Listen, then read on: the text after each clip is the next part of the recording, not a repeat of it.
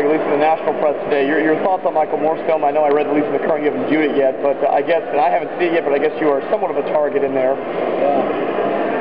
Well, you're right, and I haven't been in movies in a long time. I was trying to think of the last movie. I think the last one I saw was the Heffalump movie. I've got an 8-year-old and a 4-year-old, so I don't get to the movies very often. And I suspect I may not get to this one. And I would say, look, after 14 months of allegations, we're completely exonerated, cleared by a bipartisan Republicans, Democrats, including, I regret Michael Moore probably made his movie before the results of the exoneration were in. He said today that the facts weren't really relevant, but I think they're relevant. And so I'm sorry it's in there. It hurts, obviously, a little bit, but I think most people will understand that these matters have been raised. They went through in great detail, and the conclusion was a complete exoneration. So we're moving on. And frankly, people's jobs, their homes, the economy of our country, health care, I'm working on those things. I don't have time to go to movies to watch these things. I've got my sleeves rolled up, my nose to the grindstone, and that's what I'm going to continue doing.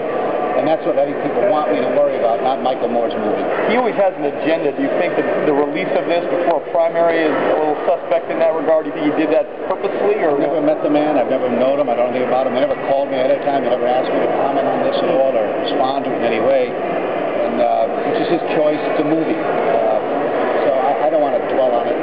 Again, my job is to get out and fight as hard as I can on behalf of the people of the state. And that's what I intend to do. And while people may find this interesting, I think they really want to know whether or not I'm working on their issues, not my issues.